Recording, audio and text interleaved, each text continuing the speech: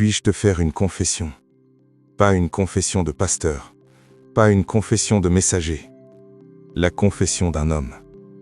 Pendant des années, j'ai prêché la victoire, j'ai crié la puissance, j'ai déclaré la force de Dieu sur les estrades, devant des centaines, des milliers de personnes.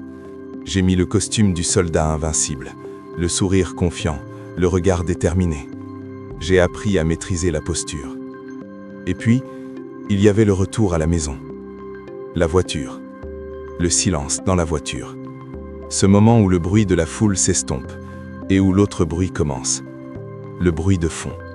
Le statique. Le bourdonnement incessant des voix dans ma propre tête. La voix de l'imposteur. Ils t'ont applaudi, mais s'ils savaient qui tu es vraiment, s'ils voyaient la lutte, le doute, la fatigue. La voix de l'accusateur. Tu as parlé de sainteté, mais souviens-toi de cette pensée que tu as eue ce matin. Souviens-toi de cette impatience avec tes enfants. La voix de la peur. Et si le prochain message n'est pas aussi bon? Et si tu les déçois? Et si tout s'effondrait? Je souriais sur les photos, je serrais des mains, je priais pour les malades. Et à l'intérieur, une guerre civile faisait rage. Une guerre dont personne ne connaissait l'existence. Une guerre que j'avais trop honte d'admettre même à moi-même. Parce que les soldats de Dieu ne sont pas censés être fatigués, n'est-ce pas? Les messagers ne sont pas censés douter.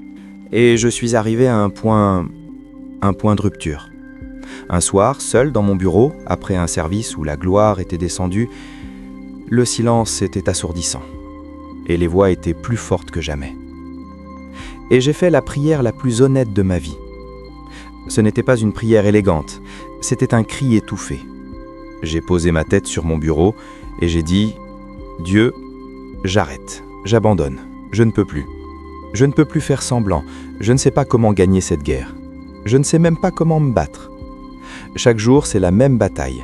Je gagne un peu de terrain le matin et je le perds le soir. Je suis épuisé. Si c'est ça la vie chrétienne, alors je n'en veux plus. Soit tu me montres comment me battre, vraiment, soit tu me reprends. Mais je ne peux plus vivre avec ce bruit. »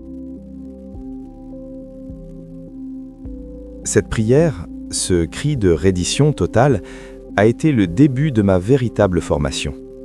Parce que c'est dans cette brisure que Dieu m'a répondu. Pas avec une voix audible, mais avec une révélation. Une seule pensée, si claire, si puissante, qu'elle a couverte toutes les autres voix. Et cette pensée disait « Tu perds la guerre parce que tu te bats sur le mauvais territoire, avec les mauvaises armes, en suivant le mauvais manuel d'instruction. » J'ai compris ce soir-là que la plupart d'entre nous, chrétiens sincères, nous nous battons dans la guerre de nos pensées comme des civils qui ont trouvé un pistolet rouillé.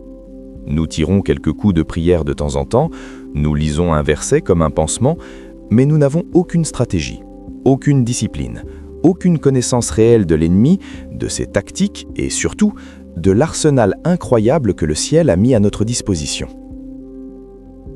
Ce message, cette série de messages, n'est pas le fruit de mes victoires, c'est le fruit de mes cicatrices.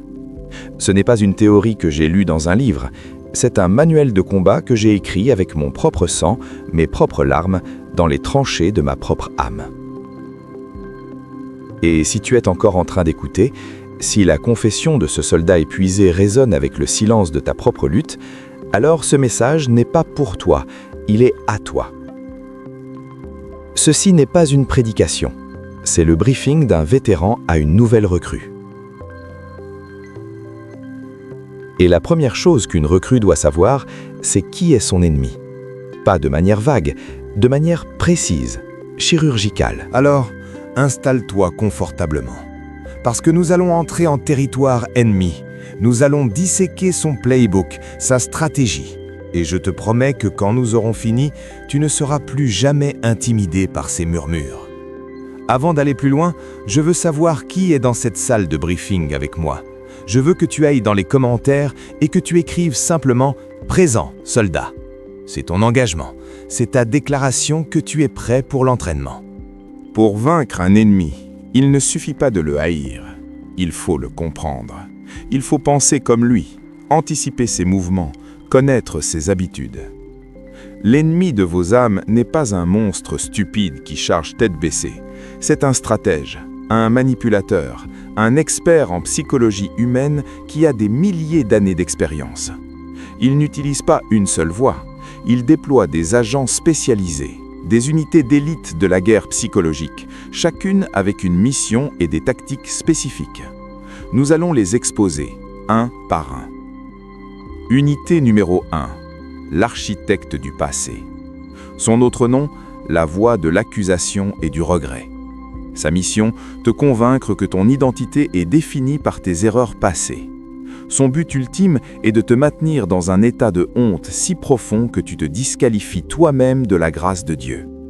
Sa tactique principale, le replay sélectif. Cet agent est un maître monteur vidéo. Il ne te montre jamais le film entier de ta vie. Il ne te montre jamais les moments de victoire, de gentillesse, de foi. Non, il isole les 5, 10, 15 pires moments de ton existence. Cette parole que tu regrettes, cet acte que tu as commis dans le secret, cet échec cuisant. Et il les passe en boucle, en boucle, en boucle, en haute définition, avec le son surround. Il adore opérer le dimanche matin ou juste avant que tu n'ouvres ta Bible. Il veut créer une association dans ton cerveau. Approche de Dieu égale confrontation avec ma honte. Après un certain temps, pour éviter la douleur de la confrontation, tu arrêtes de t'approcher. Mission accomplie pour lui. Comment le reconnaître? Il utilise toujours des preuves réelles, mais hors contexte. Il ne ment pas en disant « tu as fait ça ». Il ment en disant « et donc, tu es ça ». Il transforme un acte en identité. Il transforme une erreur en sentence à perpétuité. Sa voix est toujours accusatrice, jamais rédemptrice. Elle t'écrase, elle ne te relève jamais. Unité numéro 2, le murmureur de demain. Son autre nom, la voix de la peur et de l'anxiété. Sa mission, te convaincre que ton futur est une catastrophe inévitable. Son but ultime est de te paralyser dans le présent par l'angoisse de l'avenir, t'empêchant ainsi de prendre les risques de foi nécessaires pour entrer dans ta destinée. Sa tactique principale, l'extrapolation négative. Cet agent est un expert en statistiques, de l'enfer. Il prend une seule donnée négative de ton présent, un symptôme, une facture impayée, une tension dans ton couple, et il l'extrapole pour en faire un scénario catastrophe complet. Il ne te dit pas « tu as un problème aujourd'hui », il te dit « ce problème va grandir, il va te consumer et il va te détruire ». C'est un scénariste de films d'horreur, il te vend des futurs qui ne sont pas encore écrits. Tu vas finir comme ta mère, malade et seule. Tu vas faire faillite comme ton père. Tes enfants vont mal tourner. Il utilise les schémas familiaux et les échecs passés comme des preuves que son scénario est crédible. Comment le reconnaître? Il commence toujours ses phrases par « et si ?» Et si tu échoues? Et si on te rejette? Et si ça ne marche pas? Sa logique est basée sur la pire éventualité possible. Il ne présente jamais le meilleur scénario. Sa voix est toujours pressante, angoissante, créant un sentiment d'urgence et de danger imminent. Unité numéro 3, le marchand de comparaison. Son autre nom, la voix de l'envie et de l'insatisfaction. Sa mission, te convaincre que ta vie est inférieure à celle des autres. Son but ultime est de voler ta joie, d'empoisonner ta gratitude et de te faire mépriser la bénédiction unique que Dieu a pour toi. Sa tactique principale, le montage parallèle truqué. Cet agent est le maître des réseaux sociaux. Son terrain de jeu favori est ton fil d'actualité. Il prend la version éditée, filtrée et mise en scène de la vie de quelqu'un d'autre, leur chapitre 20, et la met en parallèle avec la version brute, non coupée et difficile de ta vie actuelle, ton chapitre 5. Le résultat est une conclusion inévitable et totalement fausse. Leur vie est meilleure que la mienne. Dieu les bénit plus que moi. Je suis en retard. Je suis un échec. Il te fait oublier que te comparent leurs victoires publiques avec tes luttes privées. Il ne te montre jamais leurs doutes, leurs dettes, leurs disputes. Il ne te vend que la façade. Et il le fait si bien que tu finis par détester ta propre vie, une vie que quelqu'un d'autre prierait pour avoir. Comment le reconnaître? Sa voix est toujours comparative. Elle mesure, elle pèse, elle classe. Elle te parle toujours de ce que tu n'as pas, de qui tu n'es pas et de là où tu n'es pas encore. Elle produit toujours un sentiment d'amertume, de jalousie et d'autodépréciation. Si tu as déjà été la cible d'un de ces trois agents, je veux que tu l'identifies. Va dans les commentaires et écris « l'architecte », le murmureur ou le marchand. Nommer son ennemi, c'est déjà commencer à lui retirer son pouvoir. L'unité numéro 4, l'avocat de la chair. Son autre nom, la voie de la justification et du compromis. Sa mission, te convaincre que le péché n'est pas si grave, que le compromis est acceptable et que l'obéissance à Dieu est une forme d'extrémisme. Son but est de ramollir tes convictions et de t'amener à baisser tes standards spirituels petit à petit. Sa tactique principale, la rationalisation et la minimisation. Cet agent ne te pousse jamais à commettre un grand péché d'un coup. C'est un négociateur. Il te propose des petits arrangements. Ce n'est qu'un film, ce n'est pas comme si tu le faisais en vrai. Tout le monde le fait, ce n'est pas si grave. Tu le mérites bien après tout ce que tu as enduré. Dieu est amour, il comprendra. Tu te repentiras plus tard. Il déguise la désobéissance en liberté, la paresse spirituelle en repos mérité, la médisance en besoin de partager ses soucis. C'est un maître du langage. Il renomme le péché pour le rendre plus acceptable. Comment le reconnaître ? Sa voix est toujours séduisante, logique et raisonnable. Elle fait appel à ton bon sens contre la folie de la foi. Elle te pousse toujours vers le chemin le plus facile, le plus confortable, le plus populaire. Elle te fait se sentir moderne et ouvert d'esprit quand tu désobéis, et rigide et légaliste quand tu obéis. Unité numéro 5. L'interprète paranoïaque. Son autre nom, la voix de la suspicion et de l'offense. Sa mission, détruire tes relations en te convainquant que tout le monde est contre toi. Son but est de t'isoler, car un soldat isolé est un soldat vulnérable. Sa tactique principale, l'attribution d'intentions. Cet agent est un télépathe, de l'enfer. Il ne se contente pas de te rapporter des faits, il t'explique ce que les gens pensaient quand ils ont fait ou dit quelque chose. Ton pasteur ne t'a pas salué, c'est parce qu'il est déçu de toi. Ta sœur n'a pas répondu à ton texto, c'est parce qu'elle t'ignore volontairement. Ils ont rigolé quand tu es passé, c'est parce qu'ils se moquaient de toi. Il prend un événement neutre et il plaque dessus l'interprétation la plus négative possible. Il te la présente comme une certitude absolue. Il te transforme en quelqu'un qui est constamment en train de chercher des preuves de rejet. Tu deviens hypersensible, susceptible, tu te sens offensé pour un rien. Comment le reconnaître ? Sa voix te pousse toujours à la méfiance. Elle te fait rejouer des conversations en boucle, en analysant chaque mot, chaque ton, chaque silence. Elle ne te donne jamais le bénéfice du doute. Elle te transforme en procureur de tes propres frères et sœurs. Voilà, l'ennemi est exposé. L'architecte qui te lie à hier, le murmureur qui te terrorise avec demain, le marchand qui te vole aujourd'hui, l'avocat qui justifie ta chute et l'interprète qui te sépare des autres. Ce sont les généraux de l'armée des ténèbres qui campent dans l'esprit de millions de croyants. La première étape, la plus cruciale, était de les nommer, de les reconnaître, de comprendre que ces voix ne sont pas toi. Ce n'est pas ta personnalité, ce n'est pas ta nature anxieuse ou ta tendance à être négatif. C'est une attaque stratégique et coordonnée. Et maintenant que tu connais leur stratégie, il est temps d'apprendre la nôtre. Il est temps d'ouvrir l'armurerie du ciel. Avant de passer aux armes, je veux que tu fasses une dernière chose. Je veux que tu ailles dans les commentaires et que tu écrives cette phrase comme une déclaration de guerre. J'ai identifié l'ennemi. Fin du jeu. Un soldat sans armes est une victime. Un chrétien sans connaissance de ses armes spirituelles est une proie facile pour l'ennemi. Pendant trop longtemps, nous avons abordé la guerre spirituelle avec des couteaux en plastique, des pensées positives, des affirmations humanistes, des méthodes de ce monde qui n'ont absolument aucun pouvoir contre des principautés spirituelles. La Bible dit dans 2 Corinthiens 10, verset 4, « Car les armes avec lesquelles nous combattons ne sont pas charnelles, mais elles sont puissantes par la vertu de Dieu pour renverser des forteresses. » Des forteresses. Ce n'est pas un petit mur, c'est une citadelle. Une mentalité de peur construite pendant 20 ans, c'est une forteresse. Une habitude de luxure ancrée depuis l'adolescence, c'est une forteresse. Un cycle de pauvreté générationnelle, c'est une forteresse. Et Dieu nous dit que nous avons des armes assez puissantes pour les renverser. Pas pour les contourner, pas pour négocier avec elles, pour les détruire. Aujourd'hui, nous allons nous équiper de 5 de ces armes divines. Arme numéro 1. L'épée à double tranchant. la parole déclarée. Ceci n'est pas juste la première arme, c'est l'arme suprême, c'est l'arme offensive par excellence. C'est la seule arme que Jésus a utilisée face à Satan dans le désert. Hébreux 4, 12.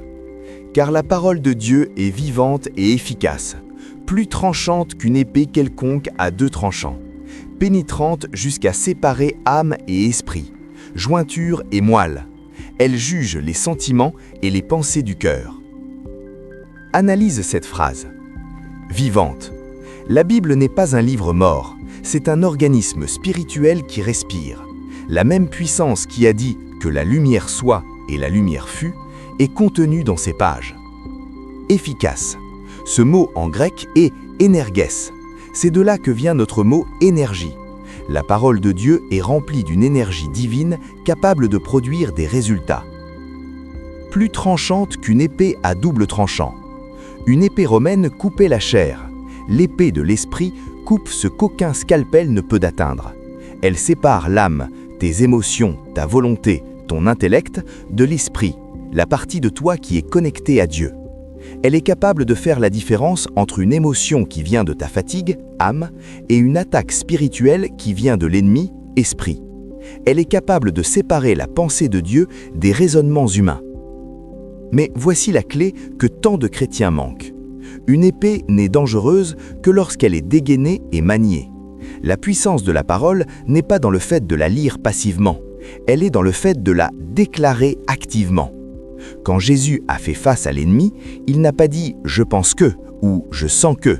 Il a dit « il est écrit ». C'était une déclaration légale. Il prenait le code de loi du royaume des cieux et l'appliquait à une situation sur terre. Tu dois arrêter de te battre contre les voix avec tes propres arguments. Tu perds ton temps. Tu ne peux pas convaincre un démon. Tu ne peux que lui commander. Et la base de ton commandement, c'est la parole écrite de Dieu. Le protocole de combat de l'épée. L'identification du mensonge. Quand une voix attaque, tu dois l'identifier. Ne la laisse pas flotter dans le vague. Nomme-la. Ceci est une pensée de peur. Ceci est une pensée d'accusation. La localisation de la vérité. Tu dois avoir préparé tes munitions à l'avance. Tu dois connaître les versets qui sont l'antidote direct au poison de l'ennemi. Si tu luttes avec la peur, tu dois avoir mémorisé 2 Timothée 1,7. Si tu luttes avec l'accusation, tu dois avoir Romains 1,8 gravé sur ton cœur. La proclamation verbale, c'est l'étape non négociable. Tu dois ouvrir ta bouche. Le monde spirituel répond à la parole déclarée. L'ennemi recule face à l'autorité de la parole de Dieu proclamée par la bouche d'un enfant de Dieu rempli du Saint-Esprit. Quand la voix de la peur te dit « tu vas échouer dans cet entretien », tu ne la laisses pas s'installer, tu ne commences pas à argumenter, tu dégaines l'épée, tu parles, même en murmurant dans ta voiture. Il est écrit dans Philippiens 4,13 que je puis tout par Christ qui me fortifie. Il est écrit dans Deutéronome 28 que je serai la tête et non la queue. Donc, voix de peur, je te soumets à la parole de Dieu et je te commande de te taire au nom de Jésus. C'est ça, se battre. C'est une action, c'est violent, c'est prendre autorité. Je veux que tu comprennes que tes paroles ont un poids dans le monde spirituel. Je veux que tu ailles dans les commentaires et que tu écrives « Il est écrit que je suis plus que vainqueur ». C'est ta première déclaration de guerre avec l'épée. Arme numéro 2. Le bouclier impénétrable, la foi focalisée. Éphésiens 6, 16. Prenez par-dessus tout cela le bouclier de la foi, avec lequel vous pourrez éteindre tous les traits enflammés du malin. Note bien le mot « éteindre », pas « dévier », pas « bloquer », éteindre. Une flèche enflammée, même si elle est bloquée par un bouclier en bois, peut quand même mettre le feu au bouclier. Mais le bouclier romain, le scutum, était recouvert de cuir traité. Quand la flèche enflammée le frappait, elle s'enfonçait dans le cuir et le manque d'oxygène éteignait la flamme. C'est ça le bouclier de la foi. Ce n'est pas juste une défense passive, c'est un système d'extinction actif. Les traits enflammés, ce sont ces pensées soudaines, violentes, qui sortent de nulle part. Une pensée de blasphème au milieu d'un culte, une image pornographique qui traverse ton esprit, une vague de désespoir inexplicable, une parole de doute qui semble si logique. ce sont des flèches. Comment fonctionne le bouclier de la foi ? La foi, dans son essence, c'est choisir de faire confiance à la parole de Dieu plus qu'à ce que tu vois, entends ou ressens. Quand la flèche enflammée de la peur arrive, ton cœur s'emballe, tes mains deviennent moites, tes sens te crient « danger, panique ». Le bouclier de la foi, c'est l'acte de lever la parole de Dieu et de dire « mes sens me disent que je suis en danger, mais Dieu dit qu'il est avec moi. Je choisis de croire Dieu. » Boum, la flèche est éteinte. Quand la flèche enflammée de la luxure arrive, ton corps réagit, tes pensées s'emballent. Le bouclier de la foi, c'est de dire « mon corps me crie plaisir immédiat, mais Dieu dit que mon corps est le temple du Saint-Esprit. Je choisis d'honorer Dieu. » Boum, la flèche est éteinte. Le bouclier de la foi n'est pas l'absence de combat. C'est le choix conscient de te positionner derrière la vérité de Dieu au milieu du combat.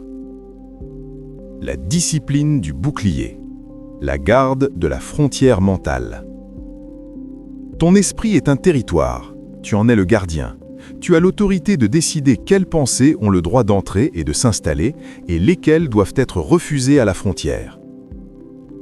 Pendant trop longtemps, tu as laissé ta frontière mentale sans surveillance. N'importe quelle pensée vagabonde pouvait entrer, planter sa tente, construire une forteresse.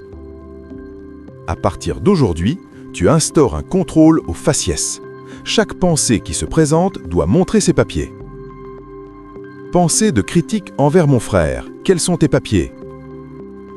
Je suis basé sur une interprétation négative. Refusé. Pensée d'anxiété sur mes finances. Quels sont tes papiers ? Je suis basé sur le solde de ton compte en banque. Refusé. La parole de Dieu dit que l'Éternel est mon berger, je ne manquerai de rien. Pensée de gratitude pour cette journée. Quels sont tes papiers ? Je suis basé sur Philippiens 4:8. Que tout ce qui est vrai, tout ce qui est honorable, soit l'objet de vos pensées. Accepté. Entre et prends toute la place. Cela demande une vigilance constante au début, c'est un entraînement. Mais plus tu le fais, plus ça devient un réflexe. Tu deviens un soldat qui peut parer un coup sans même y penser. Pour acter ta décision de devenir le gardien de ton esprit, va dans les commentaires et écris « Accès refusé à l'ennemi ». Arme numéro 3, le casque du salut. Le renouvellement de l'identité. Le casque protège le centre de commandement. Un soldat peut perdre une main, une jambe et continuer à se battre. Mais il prend un coup à la tête, c'est terminé. Ton centre de commandement, c'est ton identité. La chose la plus importante que tu dois protéger. Le casque du salut, ce n'est pas seulement le fait de savoir que tu es sauvé et que tu iras au ciel. C'est de comprendre et de vivre chaque jour à partir de tout ce que le salut implique. C'est de savoir qui tu es en Christ. L'ennemi attaque ton identité plus que toute autre chose. La voix de l'accusation attaque ton identité de justifié. La voix de la peur attaque ton identité de protégé. La voix de la comparaison attaque ton identité d'unique. La voix du doute attaque ton identité d'héritier. Si l'ennemi peut te faire oublier qui tu es, tu te battras comme un esclave au lieu de régner comme un roi. Tu te comporteras comme un orphelin au lieu de vivre comme un fils ou une fille du Très-Haut. Le renouvellement de l'intelligence dont parle Romains 12:2, c'est le processus de désapprendre les mensonges que le monde, ton passé et l'ennemi t'ont dit sur toi-même, et de réapprendre la vérité de ta nouvelle identité en Christ. La stratégie du casque, la déclaration d'identité quotidienne. Ceci est une discipline non négociable. Chaque matin, avant que le monde ne puisse te dire qui tu es, tu dois te le dire à toi-même, sur la base de la parole de Dieu. Tu dois enfiler ton casque. Tu dois te tenir devant un miroir, te regarder dans les yeux et déclarer « Je ne suis pas défini par mes échecs d'hier, je suis la justice de Dieu en Jésus-Christ. » 2 Corinthiens 5:21. Je ne suis pas une victime des circonstances, je suis plus que vainqueur par celui qui m'a aimé. Romains 8:37. Je ne suis pas seul ou abandonné, je suis le temple du Saint-Esprit. 1 Corinthiens 6:19. Je ne suis pas faible et sans ressources, je puis tout par Christ qui me fortifie. Philippiens 4,13. Je ne suis pas insignifiant, j'ai été choisi avant la fondation du monde. Éphésiens 1,4. Je ne suis pas gouverné par la peur. Dieu m'a donné un esprit de force, d'amour et de sagesse. 2 Timothée 1,7. Tu fais ça tous les jours pendant 1 mois et je te garantis que quelque chose va changer dans ta posture, dans ta confiance, dans ta manière de répondre aux attaques. Tu vas commencer à penser différemment parce que tu sauras qui tu es. Ton casque sera solidement attaché. Je veux que toute une armée se lève et déclare son identité. Va dans les commentaires et écris cette phrase « Je suis qui Dieu dit que je suis ». Arme numéro 4, la bombe atmosphérique, la louange sacrificielle. Soldat, il y a des moments où tu es trop fatigué pour manier l'épée, des moments où ton bouclier te semble trop lourd, des moments où les flèches sont si nombreuses que tu te sens submergé. Dans ces moments-là, tu as besoin de déployer une arme qui ne dépend pas de ta force. Une arme qui change l'environnement même du champ de bataille. Cette arme, c'est la louange. Ce n'est pas juste chanter de belles chansons, la louange est une arme de guerre atmosphérique. L'ennemi, les esprits démoniaques, opèrent dans une certaine atmosphère. Ils prospèrent dans le découragement, l'amertume, la plainte, la peur, le silence accusateur. C'est leur climat naturel. La louange, c'est l'acte de foi d'importer l'atmosphère du ciel, où Dieu est constamment adoré, ici et maintenant, dans ton salon, dans ta voiture, dans ta chambre d'hôpital. Et quand tu changes l'atmosphère, l'ennemi ne peut plus respirer, il doit fuir. Regarde Paul et Silas dans la prison de Philippe, acte 16.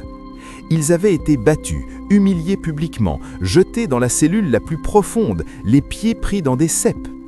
Humainement, c'était le moment de se plaindre, de douter, d'avoir peur. Qu'est-ce qu'ils ont fait?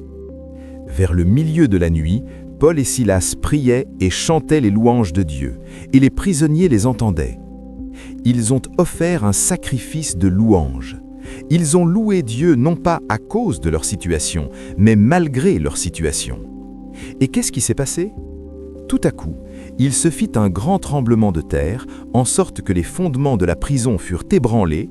Au même instant, toutes les portes s'ouvrirent et les liens de tous les prisonniers furent rompus. Leur louange a provoqué un tremblement de terre spirituel qui a eu des conséquences physiques. Les fondements de la prison de l'ennemi dans ta vie ne peuvent pas résister à une louange authentique et sacrificielle. La discipline de la bombe atmosphérique. La prochaine fois que tu te sens submergé par une vague d'anxiété, de tristesse ou de tentation, ne lutte pas de front, change de tactique. Mets tes écouteurs, lance la playlist d'adoration la plus puissante que tu connaisses et force-toi à chanter. Même si tes larmes coulent, même si ta voix tremble, ouvre ta bouche et commence à déclarer la grandeur de Dieu. Seigneur, je ne le sens pas, mais je déclare que tu es bon.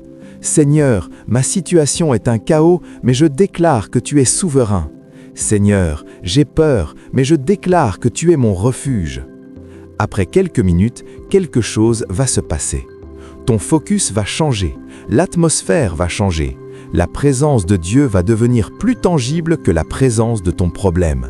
C'est une loi du royaume. Si tu es prêt à utiliser cette arme qui fait trembler l'enfer, va dans les commentaires et écris « Ma louange est une arme ». Arme numéro 5, le corps de garde, la communion transparente.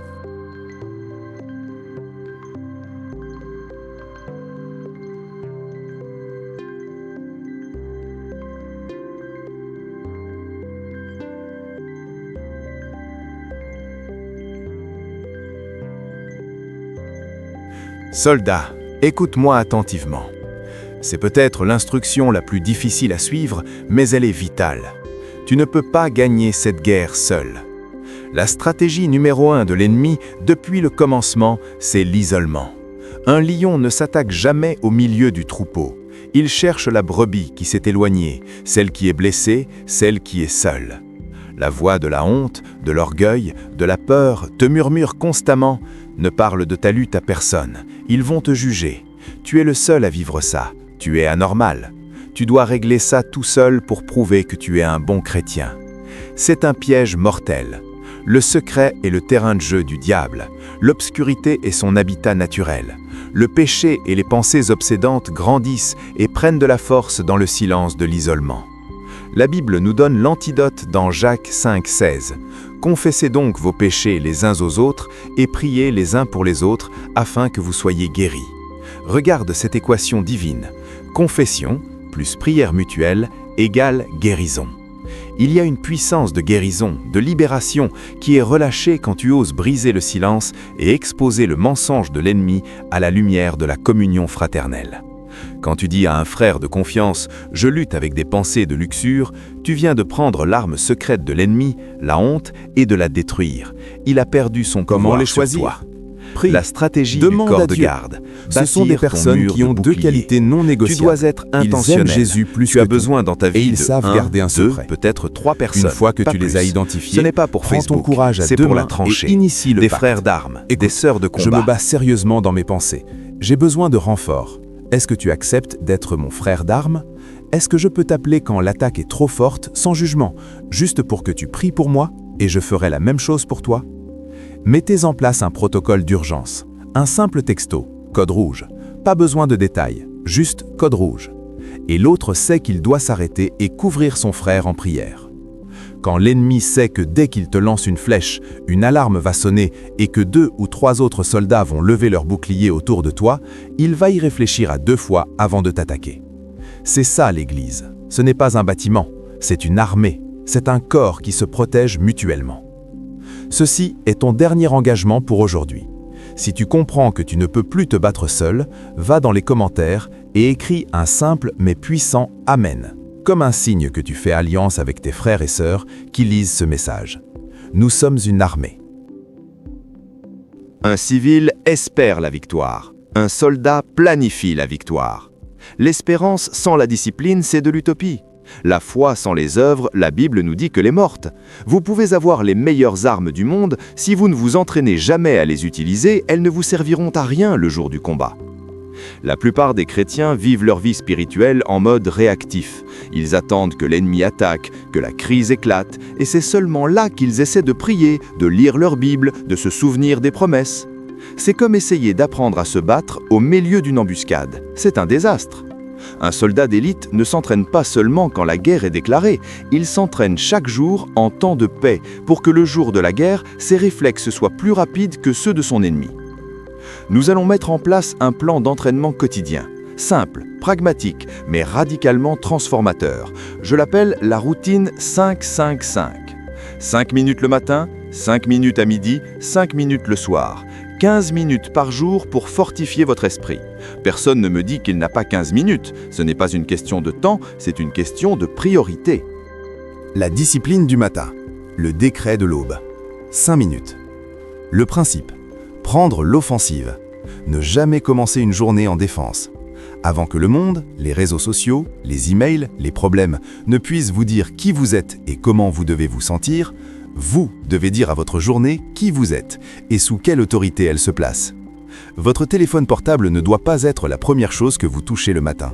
C'est un acte de soumission au chaos du monde.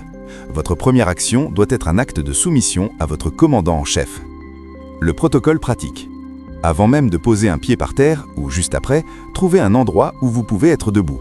La posture est importante. Vous n'êtes pas un mendiant, vous êtes un ambassadeur. Et vous allez décréter, pas demander. Décrétez. Enfilez votre casque. 1 minute. Regardez-vous dans un miroir si possible et faites la déclaration d'identité que nous avons vue. Proclamez à haute voix qui vous êtes en Christ. Aujourd'hui, je ne suis pas ton ancienne identité, je suis ton identité en Christ. Consacrez le territoire. 2 minutes. Vous allez parler à votre journée comme si c'était une personne. Journée, je te soumets à l'autorité de Jésus-Christ. Chaque heure, chaque minute, chaque seconde t'appartient, Seigneur. Saint-Esprit, je t'invite à diriger mes pas, à garder mes paroles, à filtrer mes pensées. Faveur de Dieu, va devant moi et prépare mon chemin. Sang de Jésus, couvre-moi, couvre ma famille, couvre mon travail. Donnez vos ordres. 2 minutes. Parlez à votre âme, comme David le faisait.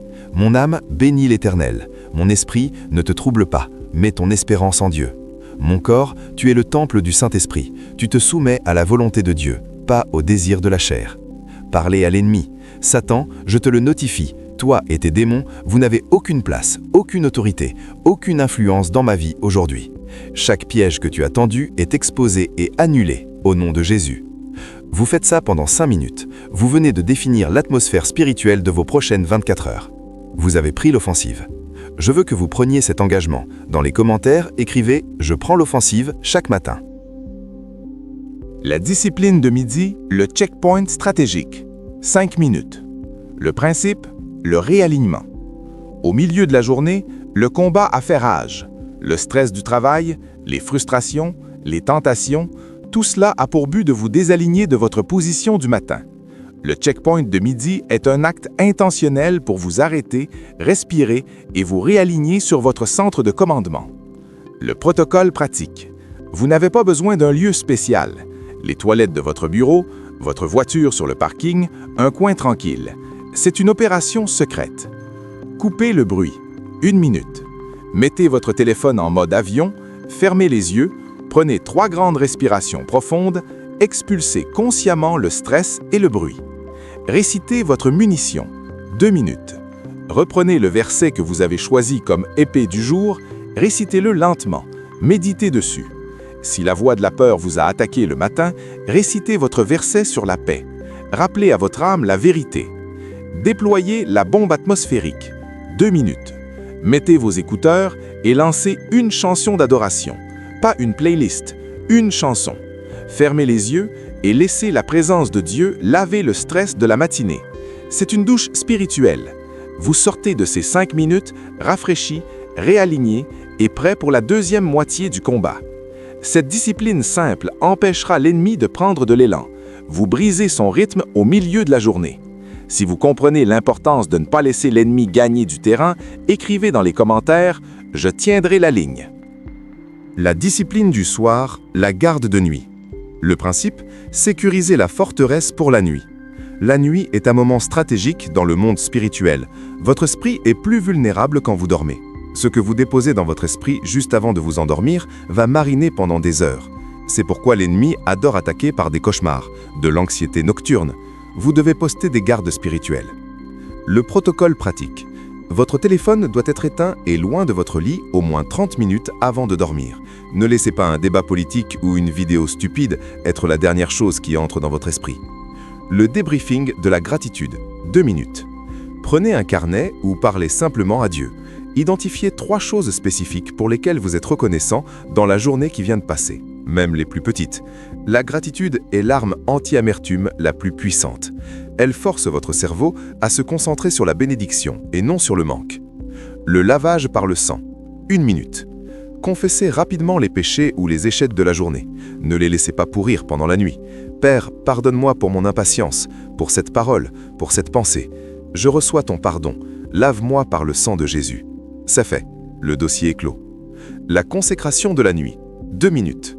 Remettez votre nuit entre les mains de Dieu. Seigneur, je te remets mon corps, mon âme et mon esprit pendant que je dors. Je te demande de me donner un sommeil réparateur. Protège mes rêves. Parle-moi si tu le souhaites. Que tes anges campent autour de moi et de ma maison. Je me repose en sécurité sous tes ailes. Vous venez de transformer votre sommeil d'un moment de vulnérabilité en un moment de protection et de communion divine. Cette routine 5-5-5 n'est pas une formule magique, c'est une structure de discipline.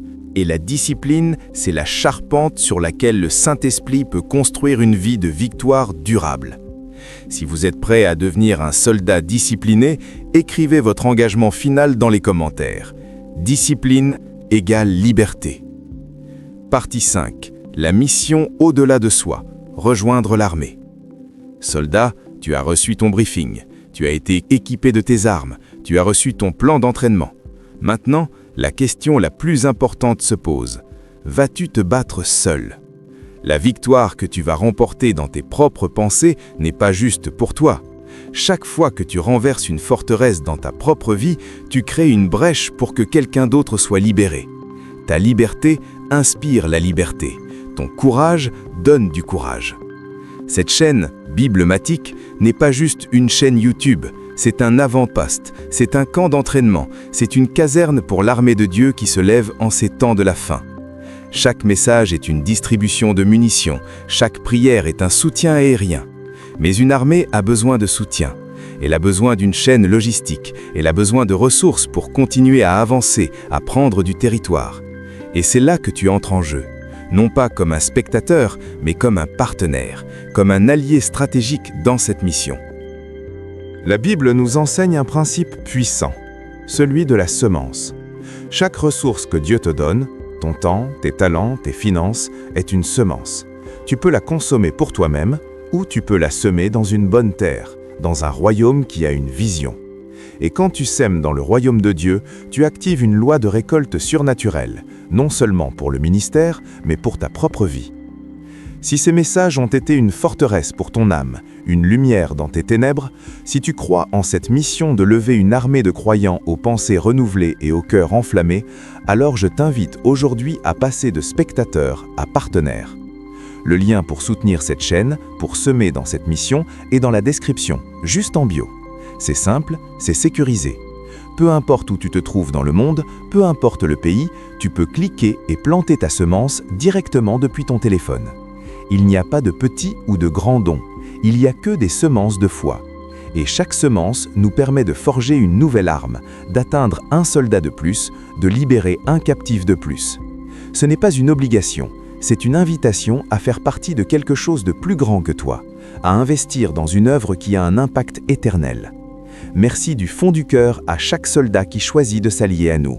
Que l'Éternel se souvienne de votre semence et ouvre pour vous les écluses des cieux. Maintenant, levez-vous, où que vous soyez, dans votre chambre, dans votre salon, dans votre voiture. Levez-vous physiquement si vous le pouvez. C'est un acte prophétique. Ceci n'est pas une prière de fin, c'est une prière de commencement, la consécration de votre nouvelle vie de soldat. Père céleste, Dieu des armées, roi des rois et seigneur des seigneurs, regarde ton armée qui se lève, regarde ces hommes et ces femmes qui ont répondu à l'appel. Ils ne sont plus des victimes, ils ne sont plus des civils, ils sont des soldats de la croix, lavés par le Saint, remplis de l'Esprit, équipés de ta parole. Aujourd'hui, nous nous consacrons à toi. Nous consacrons nos esprits à être des forteresses pour ta vérité. Nous consacrons nos bouches à être des canons qui proclament tes décrets. Nous consacrons nos mains à être des instruments de ta justice et de ton amour. Nous consacrons nos pieds à marcher dans l'obéissance et à prendre du territoire pour ton royaume. Nous prenons la décision solennelle de ne plus nous battre seuls. Nous nous lions les uns aux autres, nous nous engageons à nous couvrir, à nous soutenir, à nous relever. Saint-Esprit, descends maintenant sur chaque soldat.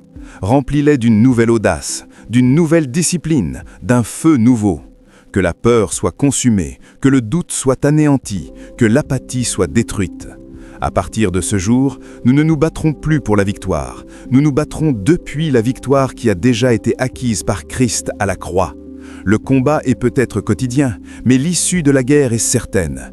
Et nous te donnons toute la gloire, tout l'honneur et toute la louange. Au nom puissant, glorieux et victorieux de Jésus-Christ. Et toute l'armée de Dieu dit Amen. Soldat, tu es équipé, tu es consacré. La mission commence maintenant. N'oublie jamais qui tu es et n'oublie jamais que tu n'es pas seul. Si tu n'es pas encore abonné, rejoins les rangs. La prochaine mission arrive. Sois béni, sois fort et combat le bon combat.